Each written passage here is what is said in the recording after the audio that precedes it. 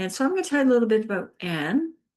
Anne is one of our resident licensed Unity teachers. She's also a retired planetary geologist and a mother to 3 children and a recent grandmother and my spouse. And she's just a great human. And we are so fortunate to have her with us today.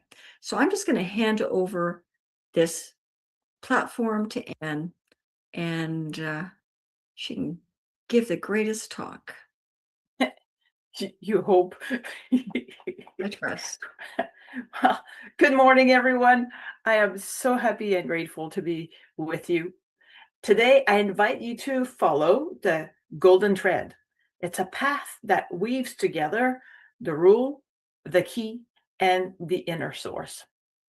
These 3 simple yet powerful principles show us how the way we treat others, the way we direct our attention, and the resources within us are all connected.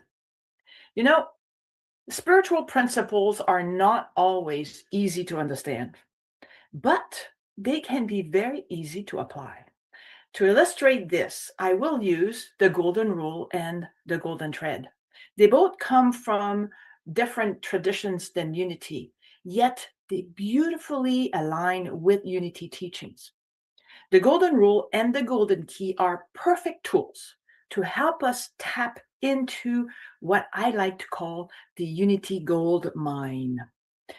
They are simple, practical ways to live with more peace, think clearer, and have a deeper sense of inner supply, no matter what's going on around us. So this idea of our theme for the year, going within, right?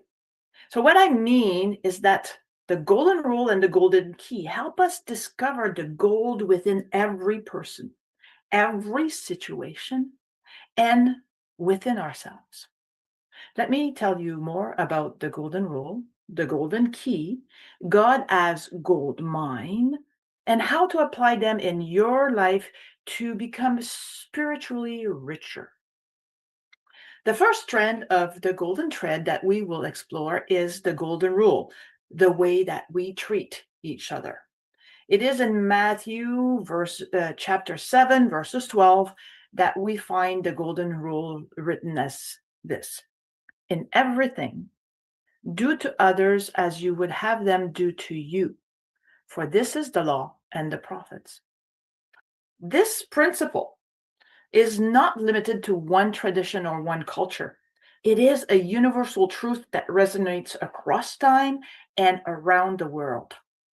When we listen closely, we can hear the same wisdom echoing in many spiritual paths, each offering its own perspective on the shared human experience and our connection to the divine.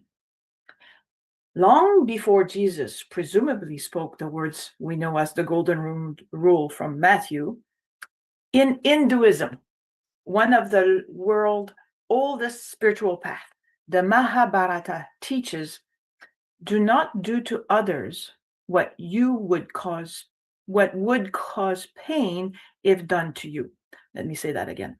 Do not do to others what would cause pain if done to you.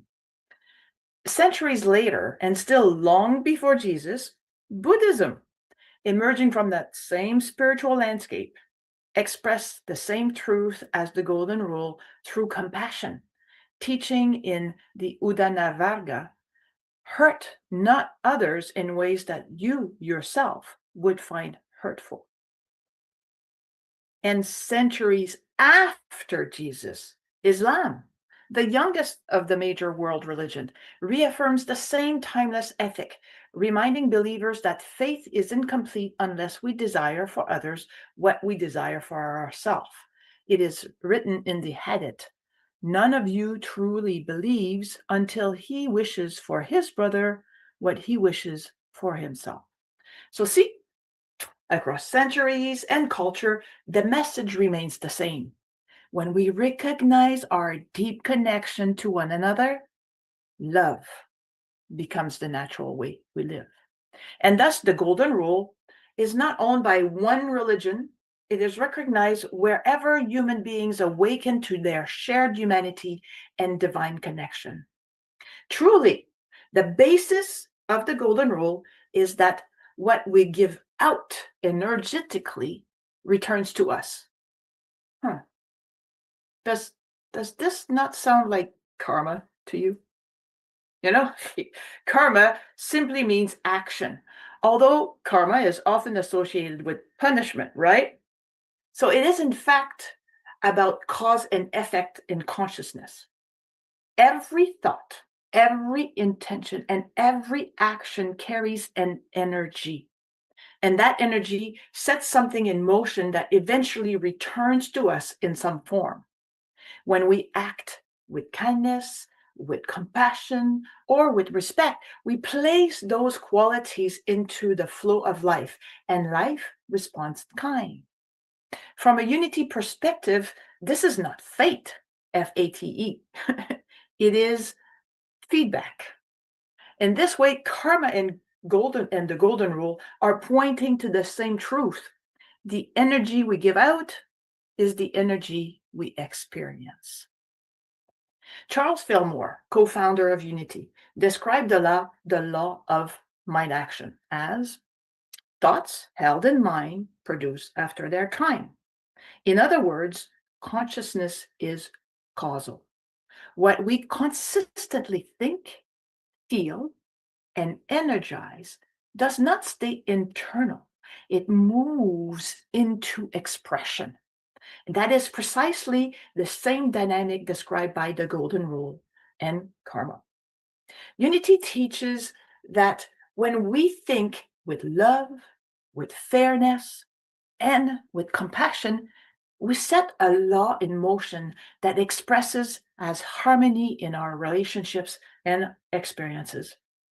When we do otherwise, we experience the results of misdirected thought, not because God punishes, but because law operates impartially. So the Golden Rule is not just ethical, it is metaphysical. And using a unity lens, the Golden Rule expresses unity's view that how we treat others is how we reveal the Christ within them. I invite you to reflect on this. How would your interaction shift today if you consciously chose to see the gold in each person? Going back to the law of mind action, what is especially important about it is that it is always redeemable. We are not trapped by past causes. The moment we change our thinking, we change the pattern moving forward. Let me say that again. The moment we change our thinking, we change the pattern moving forward. That's where the golden key fits beautifully. By turning our attention to God, we interrupt old mental causes and establish new ones. The second strand we will explore is the golden key.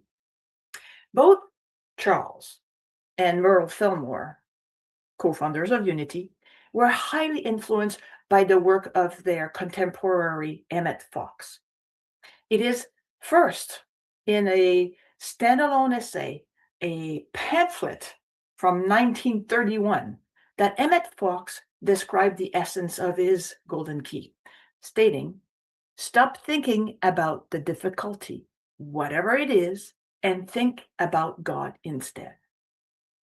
This does not mean denying reality. It means choosing which reality we energize. Decades after its initial publication, the Golden Key remains a powerful inspirational work with a profound message of truth. And you can get a free downloadable booklet version of it through Unity Store. I will provide that link in the chat after the meditation. So now I want to talk about, there were four original Unity teachers: Charles, Myrtle, their son Lowell Fillmore, and there was Emily Cady. And Emily Cady wrote Lessons in Truth in the last decades of the 1800s. In lesson 4, she describes how denials are not about fighting appearances. They are about withdrawing beliefs from error. When we stop giving energy to error and return attention to truth, the appearance loses its power. That's what Emily Cady is telling us. This sounds like the essence of the golden key. So while Emmett Fox coined the term in golden key in the 1930s, the teachings itself is far older. And just as with the golden rule, when we look across spiritual traditions and centuries, we find the same inner movement taught again and again. When life feels difficult, we do not solve the problem by fixing our attention on the problem. We find peace and transformation by turning our attention to God, by going within. Ancient contemplative traditions taught turning the mind away from turmoil and into steady awareness of the divine. Christian mystics spoke of releasing attachment to appearances in order to rest in God's presence. Fox did not invent this principle. He distilled it. The golden key is simply a clear, practical way of expressing a timeless spiritual law. Where we place our attention, we place our life. In this book, Make Your Life Worthwhile, from 1942, Emmett Fox writes that what he calls the golden key is the realization of God is our salvation. When you realize the spiritual truth about any problem, you are lifting up the Christ in consciousness, and the healing follows. A year earlier in his book, Find and Use Your Inner Power, Emmett Fox writes that using the golden key take only a moment, and it never fails. It never fails. I came across the golden key for the first time in my life during one of my courses in the License Unity program. And that was only 2 years ago. So it was mentioned in the book, The Many Faces of Prayer by Thomas Shepard. What a practical tool is the golden key. You see, for years, I have been having trouble falling asleep and waking up multiple times at night for various reasons and unable to easily fall back asleep. You think about the monkey mind. I think I have multiple monkeys in my mind. So I got over the not being able to fall asleep, working this idea of, making a list, putting things aside and clearing my mind. I can fall asleep. But then I'd still wake up multiple times at night. So that day, after reading about the golden key, I wake up the first time and I think, okay, wait a minute. Stop thinking about stuff. Think about God. So I start saying, okay, God is in me. I am in God. Bang! I fell asleep. I woke up a second time and I realized that I'd fallen asleep pretty quick. So I went, okay, wait a minute. So what do I need to think about God? Okay, the oneness is in everything and everywhere. How does that feel? Bang! Fell back asleep. I woke up a third time. I did it again. I fell back asleep. It's amazing. You should try it. That's the golden key in action, not fixing the problem. Why am I waking up? But shifting the focus. I need to be asleep. Bang, I fall back asleep. So you see, it is all about the thoughts you hold in mind. When you notice that these thoughts are anxious or negative, you hold the key to turn them into peaceful and positive one by gently shifting your attention to divine ideas, such as love, peace, wisdom, abundance, and life. You could do so by holding a simple statement, such as, God is my source and my strength. The idea that God is our infinite supply for our highest good is woven throughout Unity's foundational teachings. Myrtle Fillmore expresses this truth with deep tenderness and assurance in her healing letters when she writes, "Be still, be still, be still. God in the midst of you is substance. God in the midst of you is love.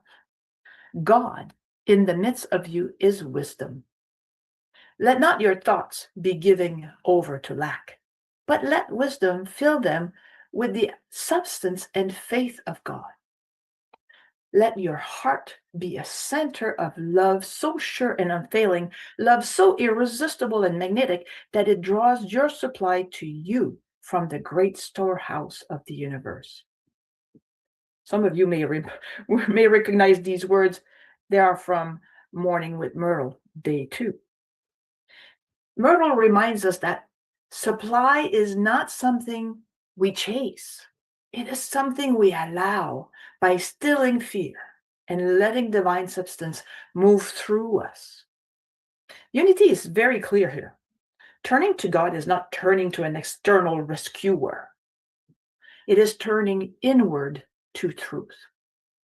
Emily Cady deepens this understanding in her Lessons in Truth, Lessons 10, Finding the Secret Place, when she writes, "The light that we want is not something that God has to give. It is God himself. God does not give us life or love as a thing. God is life and light and love. More of himself is in our consciousness then is what we all want."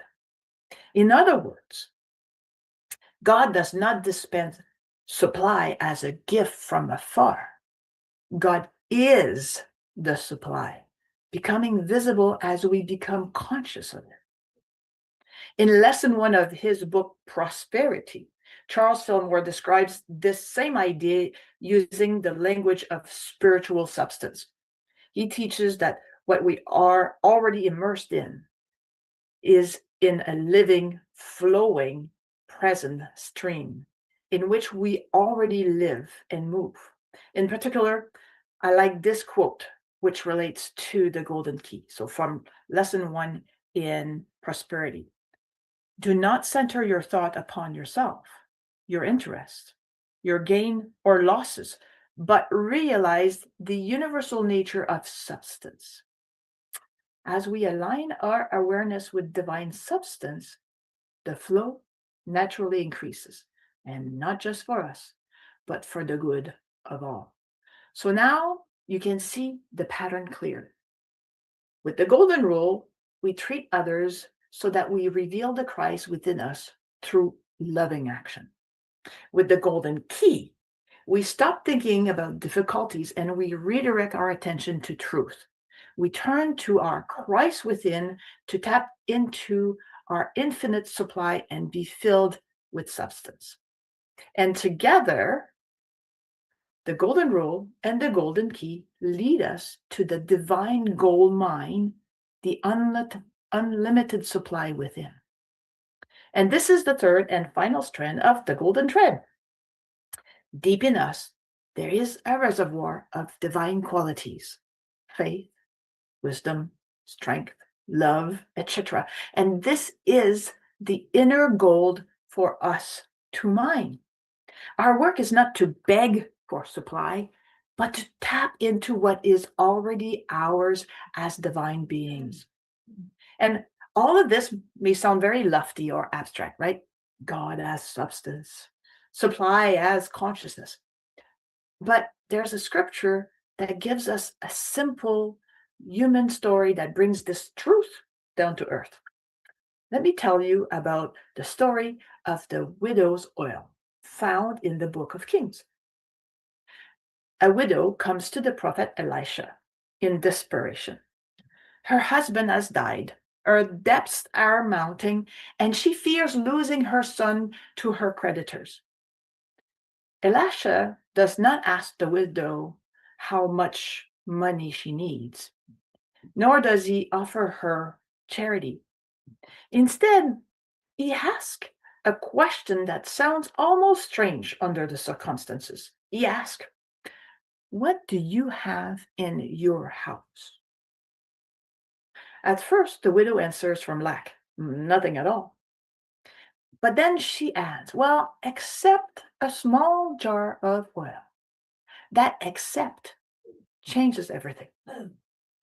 Elisha tells her to go home, borrow empty vessels from her neighbors, as many as she can, go inside, shut the door, and begin pouring the oil she already has.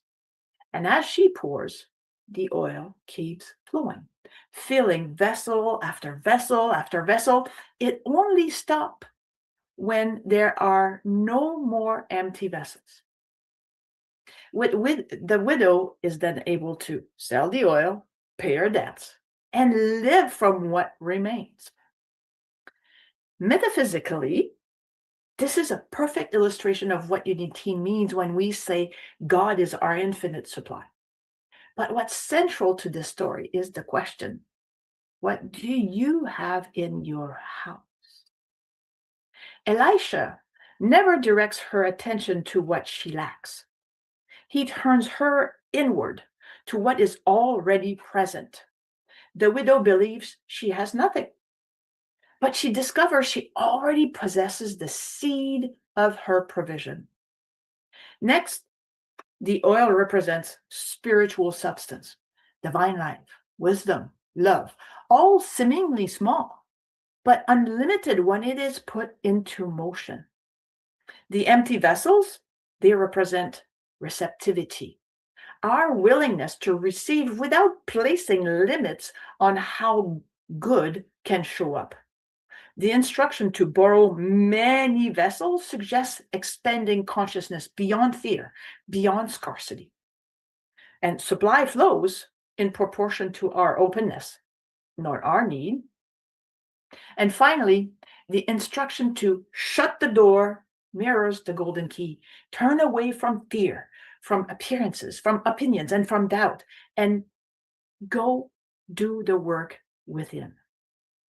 When attention is withdrawn from appearances and placed on God, substance flows. The flow of oil does not stop because God withholds. It stops only when there is no longer room to receive. There's no more empty vessel. The story does not end with crisis resolution. It ends with sustained supply. Supply flows according to consciousness. So when we align with divine substance, it supports both present needs and future living. And this is exactly what Myrtle meant when she said, God in the midst of you is substance. It is what Emily Cady meant when she said, the light we want is God himself. And it is what Charles meant when he taught that we live within the living stream of spiritual substance. What do you already have in your house? What small jar of oil might already be present within you that you have been overlooking or underestimating? What empty vessel in your life is ready to receive if you were willing to trust the flow? To wrap up, see the golden rule as action, the golden key as thought, and the gold mine as being. Together, they describe a whole spiritual life. How I treat others is how I demonstrate the Christ. That's the action. That's the golden rule. Where I place my attention determines my experiences. That's my thoughts, the golden key. And living the truth that I know, which is the fifth principle of unity. It is claiming that I already contain the divine resources I need. That's being divine. That's hitting the gold mine. What I presented to you today is that we live at our best when we act with love, think with spiritual truth, and trust the divine richness within us. I encourage you to mine the gold in every situation this week. I invite you to simply do this 3-part practice. First, practice the golden rule. Consciously look for the gold in every person you encounter. Before reacting, ask yourself, how would I want to be treated here? Second, practice the golden key. When a worry, a problem, or an anxious thought arises, stop thinking about the stuff and gently turn your attention to God or to love, wisdom, peace, or your inner strength. And third, remember the gold mine. Trust that you already contain the divine resources you need. You are not lacking. You are connected to an unlimited supply. May we act with love, think with truth, and trust the gold within us this week and always. Okay, so now let us take a moment to move inward. Allow yourself to become still. I invite you to gently close your eyes if that feels comfortable, and begin by bringing your awareness to your breath. With each inhale, feel life filling you. With each exhale, let go of tension, concern, or self-judgment. Breathe and let go. Notice the gentle rise and fall of your chest. Inhale and exhale. Let each breath bring you more fully into this moment. Now, as you breathe, let your body soften. Release any tensions in your shoulders, your jaw, your hands. Let it all melt into the presence of peace.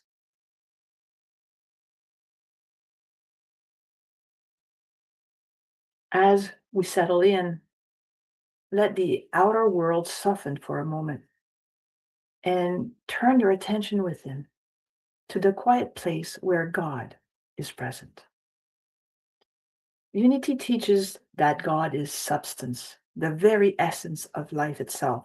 So imagine now that deep within you is a rich divine reservoir, a living gold mine filled with faith, wisdom, love, strength, and peace. You do not need to create this gold. You do not need to earn it. It is already there because God is already there.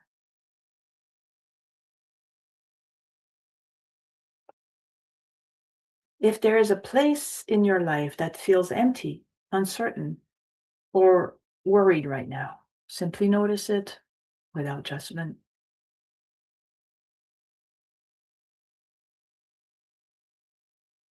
Now, imagine gently turning your attention away from the worry and towards the presence of God within you.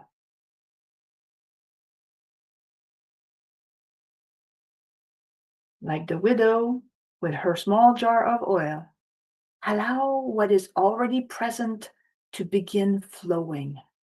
Imagine divine substance quietly pouring into that empty space, filling it with light, warmth, and sufficiency. You do not have to force the flow. You only need to be willing to receive. Silently affirm with me, God in the midst of me is substance. God in the midst of me is my strength. God in the midst of me is my unfailing supply.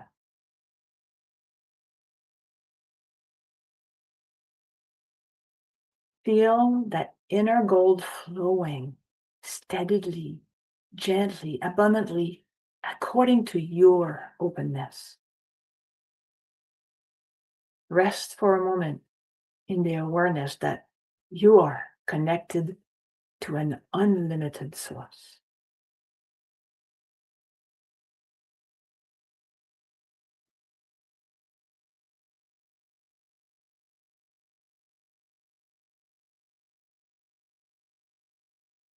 And now let us gently return, gently bring your awareness back, carrying this truth with you. The gold you seek is already within you. Take a few deeper breaths. Allow your body to move or stretch as it feels right. And when you are ready, slowly open your eyes, grounded, clear, ready to act from love, think from truth, and draw from the infinite supply within.